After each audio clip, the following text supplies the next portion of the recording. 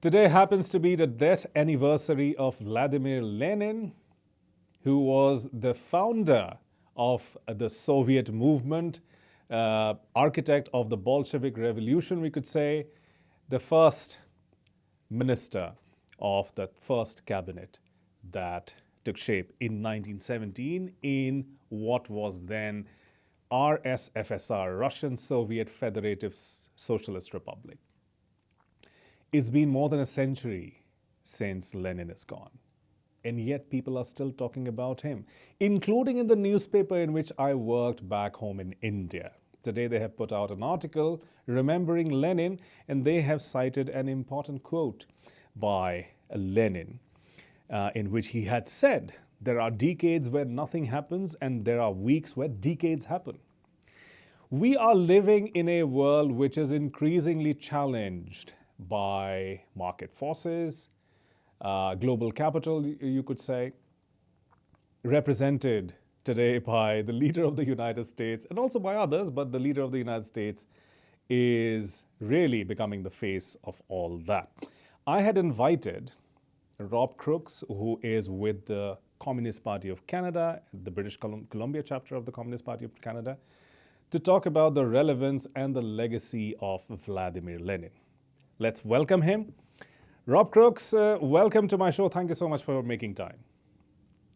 Yeah, of course. Thanks for having me. So I just told my audiences that Lenin is being remembered across the globe, including in the newspaper in which I had worked back home in India. They today put out an article. Of course, we have very powerful communist parties still in India. But everywhere else, people think that communism is a dying movement. It was a phenomenon in the previous century, but no longer. And why should we remember Vladimir Lenin? As a member of the CPC, I was wondering if you would like to share something on this. Yeah, of course. I think Lenin is certainly still relevant today for multiple reasons, but there are still, countries on the planet Earth that follow a Leninist plan. We have places like Cuba and China and Vietnam, right? And China's the second largest economy in the world. So it's clear that Lenin is still relevant today. Mm-hmm. And of course, his legacy. I mean, it's a bloodied legacy, no doubt about it, because the revolution, and usually revolutions are violent episodes. They are not really easy and smooth transitions because you upset and uproot something in order to establish something else. So the Soviet moment, that Bolshevik revolution of 1917, was a momentous episode in world history because it actually challenged the colonial system the world over. Countries in Asia and Africa and Latin America, they were inspired. And they had their own liberation movements, which were inspired directly by whatever Lenin achieved in Russia. So do you see the decolonial legacy of Lenin still relevant today? Oh, absolutely. The decolonial relevance of Lenin can be seen in Latin America and parts of Africa and in Asia as well. And there are strong communist parties all over the global South that still follow the teachings of Lenin. Mm-hmm. So I think that there's absolutely still place for it. It hasn't picked up as much in the decolonial movement in Canada, but I can see with the way things are going, with the contradictions of capitalism becoming more prominent, and imperialism becoming less predictable. I think that we could see a rise in the decolonial movement, even in Canada, turning to Lenin.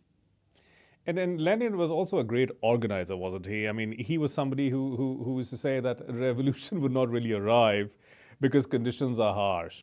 You have to make a revolution. And I think he was very clear about that you need to have an organization, discipline, and you should have a strategy for seizing power. I mean, and I think Trotsky should get some credit as well because it was he who eventually led that push that led to the capture of power. But as a main theorist of this movement, I think that's an important lesson, don't you think? That the revolutions don't really happen, you have to make them happen. And in a world increasingly challenged by American hegemony and imperialist ambitions, how relevant do you think this strategy of Lenin is? Well, it's absolutely relevant and important because I think all across even the Western world, living conditions are becoming worse. Even in places like Canada, where a person, or a family with a two-income household doesn't have the same quality of living as they would have, say, 40 years ago. And so we're seeing the working class all over the world being pressed more and more. But without the revolutionary theory, this is one of Lenin's teachings, right? Is that without the revolutionary theory being taken to the working class, then they won't have the organization in order to fight back effectively against those, against the capitalists. They're trying to squeeze out more and more profits. And I think that is key because really, again, as what Lenin says is that the greatest power of the working class is organization. Without organization, the power of the working class, it doesn't come with that force, and it isn't effective.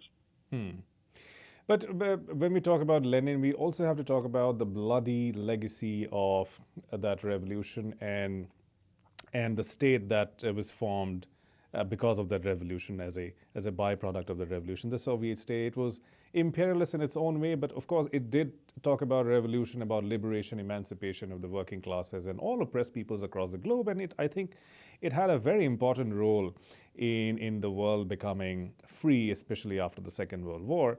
That is there, but of course the bloody legacy continues to haunt us, so much so that whenever left is talked about as a whole, they always talk about Stalin and Mao, that look, this is what they did. So as a member of the Communist Party, you must have encountered these kind of accusations or these easy binaries that are thrown at people. So how do you respond to these kind of charges?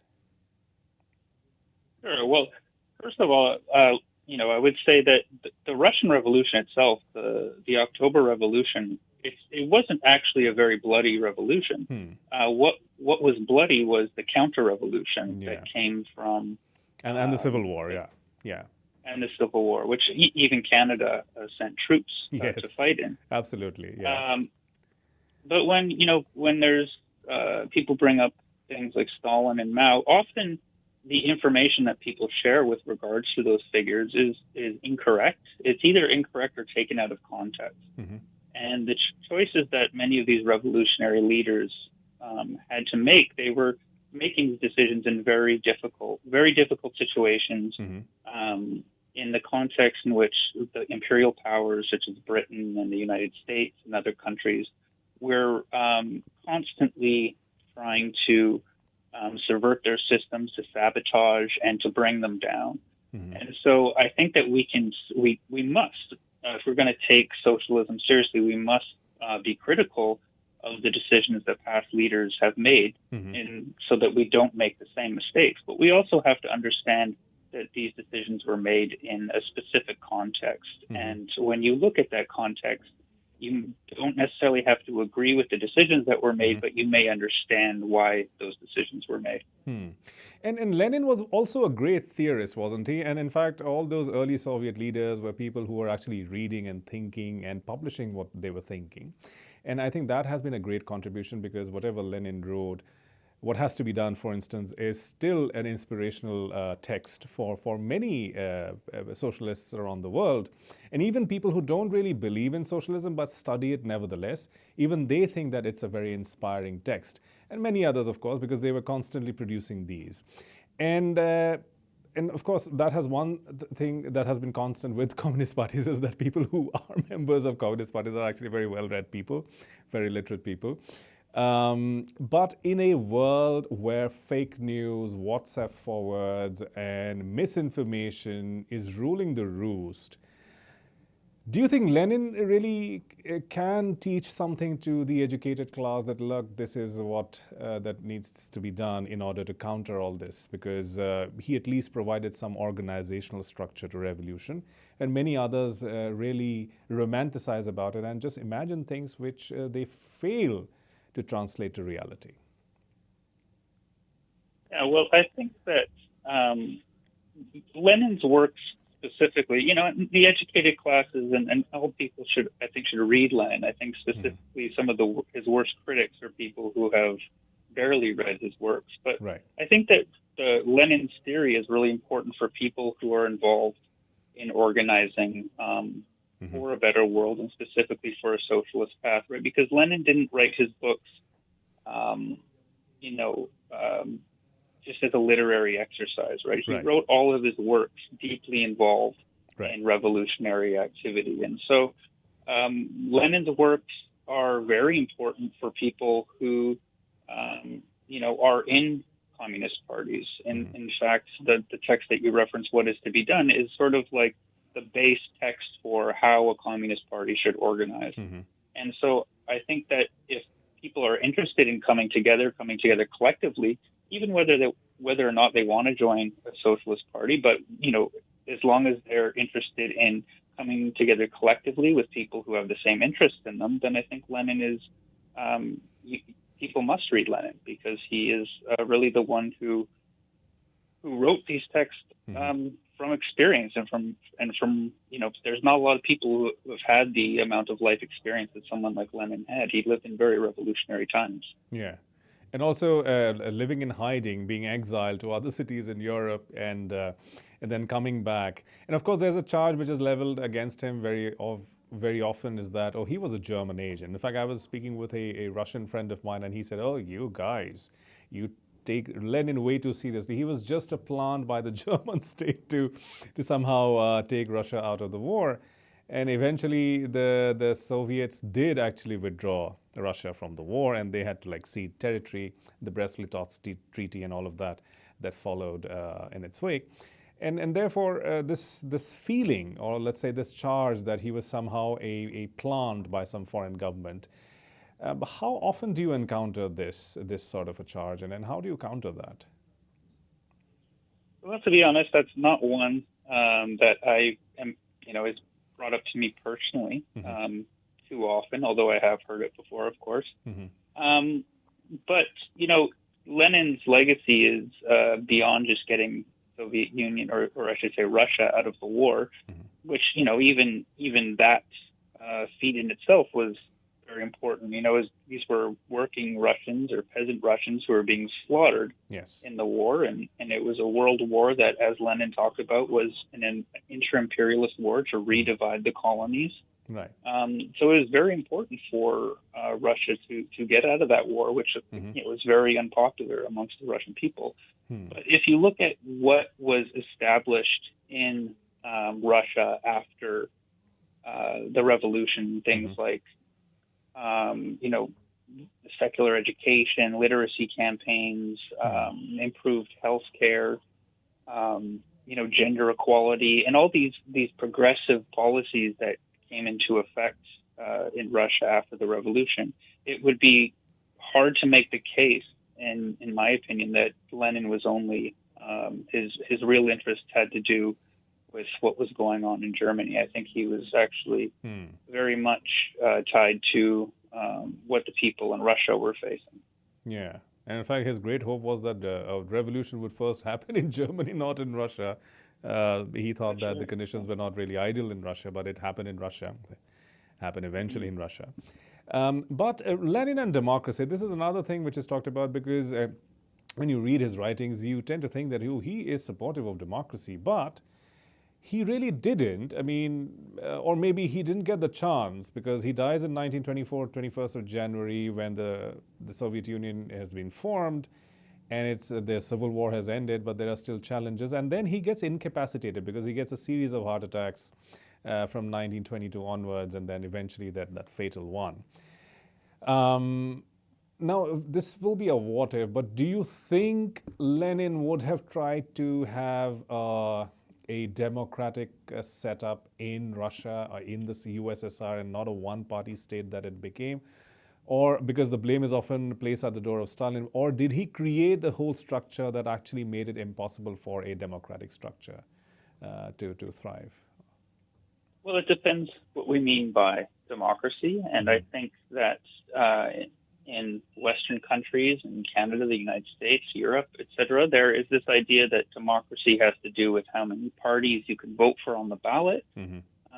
But in socialist countries, they take democracy very seriously, but it's a different form of democracy. So whereas in capitalist country, you may get the choice between different parties, but you don't get to vote directly on policy. Whereas in socialist countries, you may not be able to vote for a different party, but you are able to have more of a say in which policies go forward.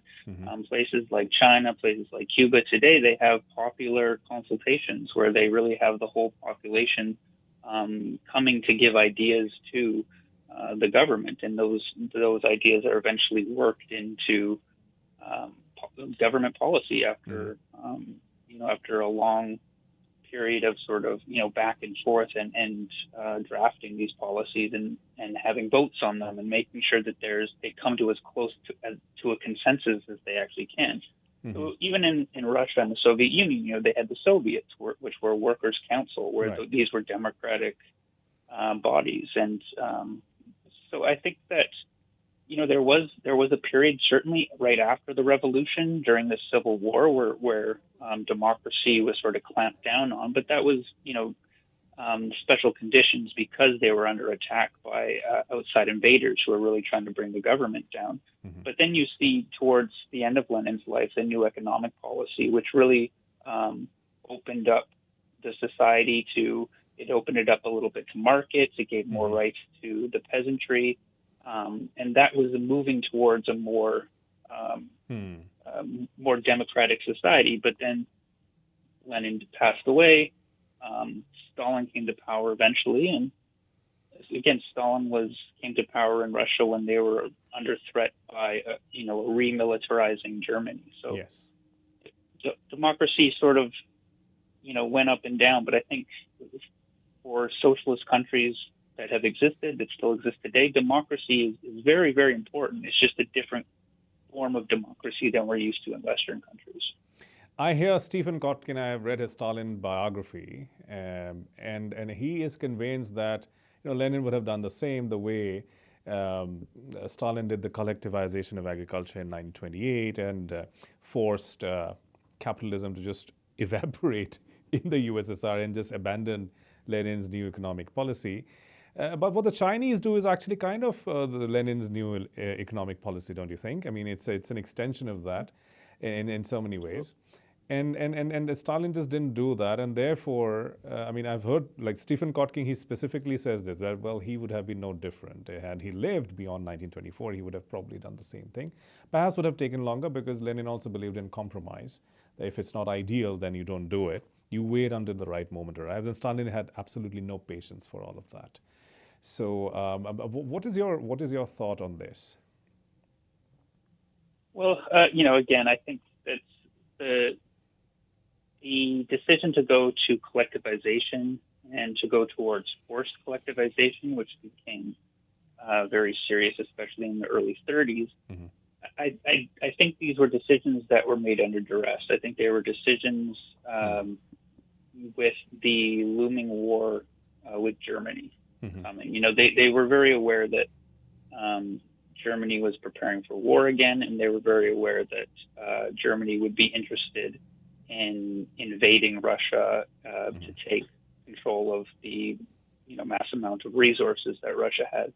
So whether or not Lenin or whether or not Russia and the Soviet Union would have had the same policies under Lenin, it's really difficult to say, but I think there are historical reasons for the decisions that were made at the time. And so it's difficult to say one way or other, but I think that certainly after World War II, that was an opportunity in opening up for more democracy. And I think Lenin certainly would have been in favor of that. Rob, I would like to ask you about the situation in Canada. And here you exist as a Communist Party, but every time somebody applies for a Canadian visa, they have to declare that they were never members of any violent organization. They don't specifically say the Communist Party, but it is often implied because when you apply for the American visa, I think it's very apparent. Canada is a little subdued in that sense, but you have to actually declare that they were never member of any violent organization. So the association of communist parties with violence is something which has become kind of a taboo that you don't even talk about it. You just have to declare that, okay, I was never a member of a communist party. In that sort of a country, do you think this relevance of Lenin is realistic? Because people don't even want to think about Lenin. Then you were talking about making him relevant over here. You say that he is still relevant over here. How do you respond to this? Well, I think that if you look at Lenin's later works, especially texts like Left-Wing Communism and Infantile Disorder, where he talks about the communist movement in Britain and Germany, and he talks about the importance of the communist countries in those countries at the time not going a violent path, but in fact going through the path of working in unions and working and running in elections and things of this nature. And that's sort of the path that our party has taken. We are not a violent party. We don't advocate violence. We advocate for full participation and the exercising of our democratic rights. And so I think it's important for people in the movement to understand Lenin and to understand why Lenin had these positions, because we are not in a position in Canada where there are revolutionary. We're not in a revolutionary time right now, and so if we really want, to go back to the talk of democracy, what the Communist Party of Canada and what communist parties around the world really want is more democracy. They want working people to have more say in how the value that they create is spent. They don't want it to go into the pockets of the big capitalists and the bankers. They want the money to go towards social programs, housing, education, healthcare. And so in order for us to do that in a place like Canada, we have to make sure that the working class and all of the classes that will benefit from better social programming, that they can all understand what we're fighting for, so that we can become organized and become a bigger force in order to take what we want instead of begging for it. But this doesn't imply violence, right? Because this can just mean going to someone who's running for government, for example, the NDP, let's say, and say, if you don't follow through on these policies that the working class is calling for, we won't vote for you. So there are other ways to express power other than through violence, and that's what we advocate, and I think that is the correct strategy for a communist party in a country like Canada today. Is that why you also don't have the hammer and sickle as your party emblem? I'm just asking this out of curiosity because you have a cog and I think a crop, which is your party symbol, and not the traditional hammer and sickle, which also Indian communist parties have. Is that because of the violent association with the Soviet Union? Is that why? No, not at all. Okay. The reason we don't have the hammer and sickle is because the hammer and sickle represents the alliance between the workers and the peasants, right? The hammer being the tool of the worker, and the sickle being the tool of the peasant. And so for us, we just changed it to the gear, which represents the working class, and the sheaf of wheat, which represents the farmers. So it's an interpretation of the hammer and sickle. Right. And also a nicer version, I think, for people who may be concerned to see the hammer and sickle. But Rob Crooks, always a pleasure to speak with you on these very important topics. Thank you so much for making time for my show. Yeah, thanks for having me. Thank you. Have a great afternoon. Bye. Rob Crooks communist party of Canada के member हैं अहम British Columbia chapter. वो election भी लड़े थे एक time पे. वो हमारे साथ बात कर रहे थे. आज लेनिन की बरसी है 21 जनवरी 1924 को. व्लादिमीर इलिच उलियनोव लेनिन के नाम से जाने जाते थे. उन्होंने खुद लिया उस दौर के कम्युनिस्ट्स क्योंकि बड़ा ख़तरनाक होता था अपने असली नाम से काम करना, ऑपरेट करना। इसीलिए इन्होंने अपने अपने स्यूडोनिम्स बना लिए।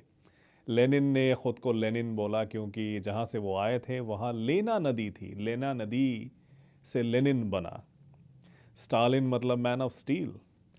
ट्रॉट्स्की ने नाम लिया, वो जिस जेल में बंद थे उसके जो प्रिजन सुपरिटेंडेंट थे उसका नाम ट्रॉट्स्की था। तो जो जुल्म और सितम उन पर ढाया गया उसको याद रखने के लिए खुद को लियोन ट्रॉट्स्की कहा। लेव डेविडोविच ब्रॉन्स्टीन था असली नाम, लेकिन लियोन ट्रॉट्स्की नाम से वो जाने गए। और इन लोगों ने उस दौर में बहुत ख़तरे भी झेले। क्रांति के पहले के सालों में इनकी ज़िंदगी देखिए, ये नर्क जैसी ज़िंदगी ये लोग जिए। स्टालिन खुद साइबेरिया में कैद रहे, ट्रॉट्स्की भी। लेकिन फिर जब स्टेट बनाया तो फिर वो भी वायलेंस से पैदा हुआ और वो फिर ख़त्म भी हो गया।